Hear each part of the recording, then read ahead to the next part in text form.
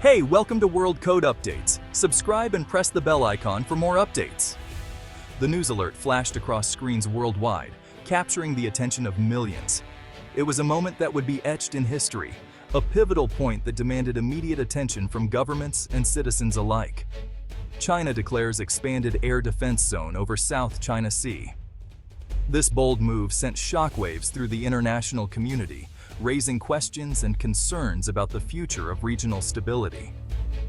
The date was September 19, 2025, a day that would be remembered as a turning point in the geopolitical landscape of the Indo-Pacific region. Suddenly, tensions in the Indo-Pacific reached a boiling point.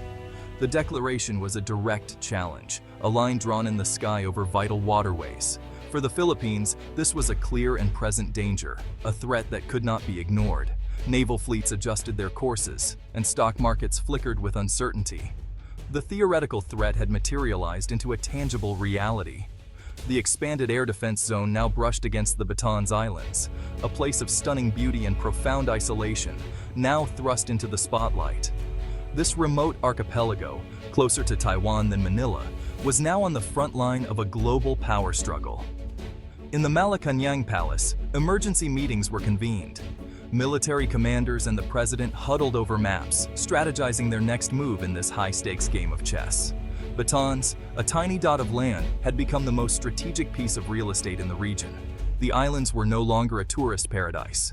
They were a sentinel. The world was holding its breath, and the epicenter of the tremor was a place most had never heard of, now a focal point of international intrigue. This headline was the culmination of years of escalating friction. It was the result of China's relentless expansion in the Pacific. For the Philippines, passivity was no longer viable. The nation had been pushed, and now it was pushing back, determined to defend its sovereignty and secure its future. The government's response had been years in the making, a quiet effort to fortify its northernmost territory.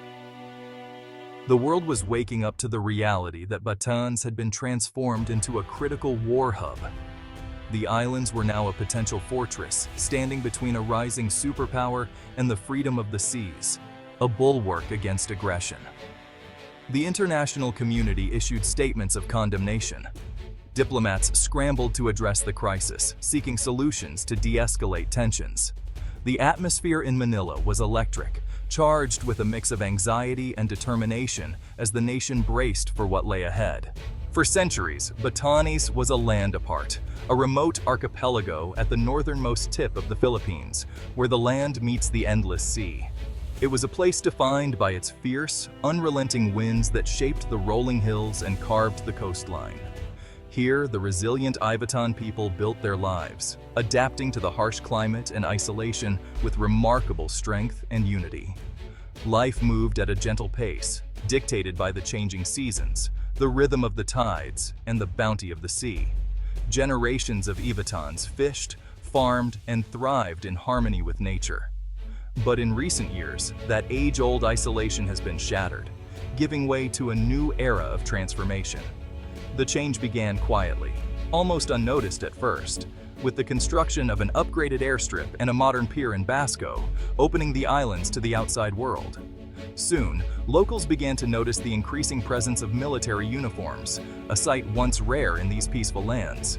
Massive C-130 transport planes started landing more frequently, bringing in not just supplies, but also heavy equipment and new faces, soldiers and engineers.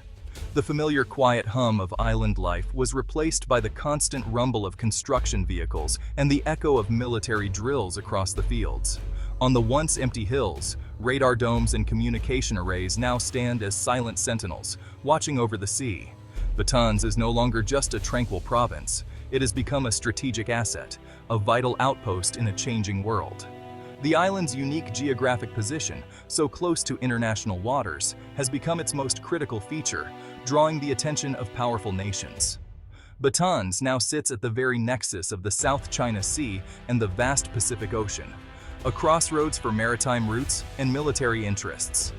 The once quiet outpost has been transformed into a fortified bastion, bracing itself for the uncertainties of the future. The front line, once a distant concept, has now come to Batanes, forever changing the destiny of these islands and their people. At the northernmost edge of the Philippines, a new chapter in national defense is being written.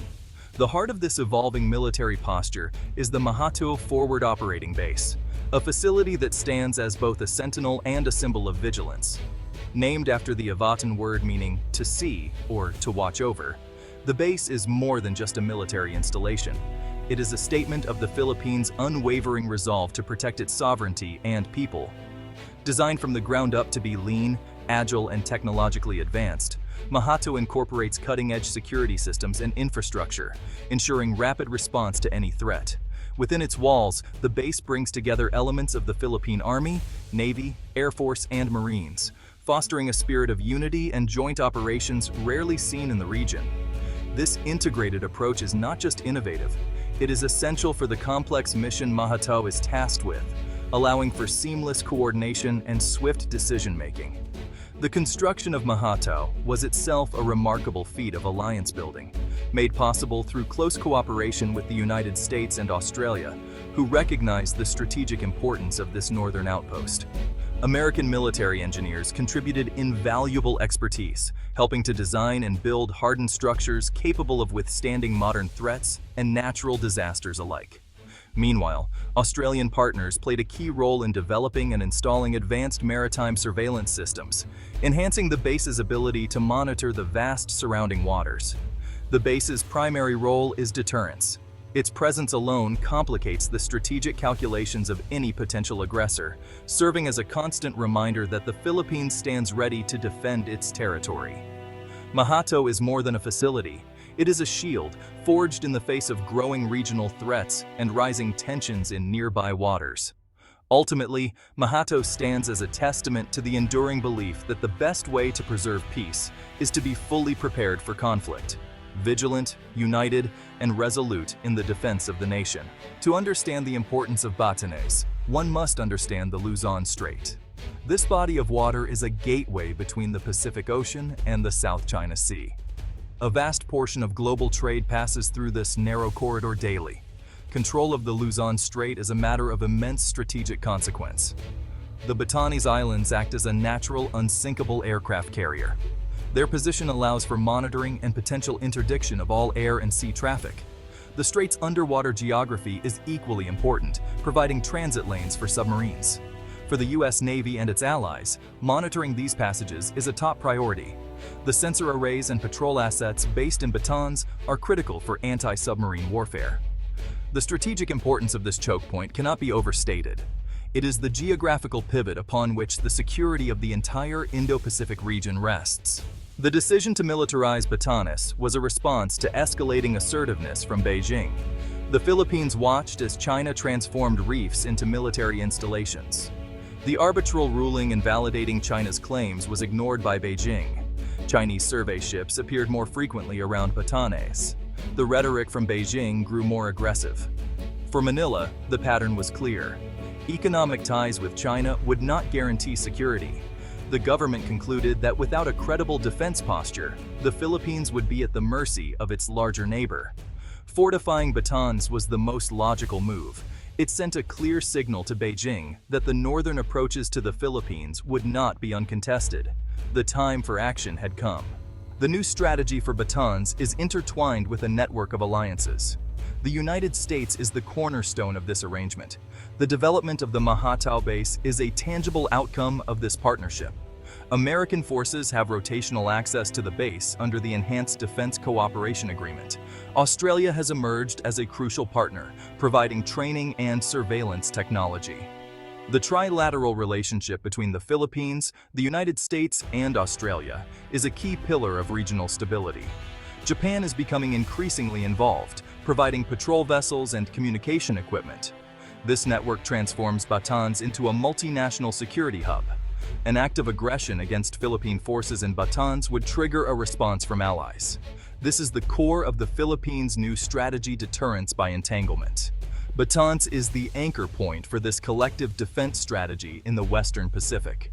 The Mahato base operates under a three-pronged mandate. The first mission is territorial defense, making Batanes a porcupine, too costly to attack. The second mission is surveillance and deterrence, providing a real-time picture of activity in the Luzon Strait. This persistent surveillance acts as a powerful deterrent. The third mission is humanitarian assistance and disaster response. The military assets can be rapidly deployed to provide aid during natural disasters. These missions are interconnected, ensuring the assets in Batanes contribute to national security daily. A strong defense posture enhances deterrence. A robust surveillance capability is essential for both defense and disaster response. The triple mission makes Mahatao an indispensable national asset. It is a mission of deliverance. The sun rises over Batan Island, casting a golden light on the rolling hills.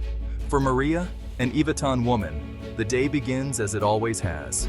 But the sounds are different now, with military helicopters on patrol. In Basco, a convoy of military trucks rumbles past. At the Mahatao base, the day started hours earlier. Intelligence analysts review overnight surveillance data. On the airstrip, an Air Force crew conducts pre-flight checks. The atmosphere is one of focused readiness. The influx of personnel has brought new economic activity to the islands, but it has also brought challenges, rising prices, and strains on local resources. Life on the edge is a delicate balance between ancient traditions and modern anxieties. The fortification of Batanes is the Philippines' biggest strategic gamble. It creates a credible deterrent and strengthens alliances. The goal is to make the cost of aggression so high that peace becomes the only option. However, the risks are profound. The closer military partnership with the US draws Chinese ire. Beijing views the Batanes base as an offensive dagger. This perception could lead to an escalatory spiral. The greatest danger lies in the risk of miscalculation. An incident could quickly spiral out of control. The Philippines is walking a tightrope, betting that a show of strength will secure peace. Only time will tell if this high-stakes gamble will pay off.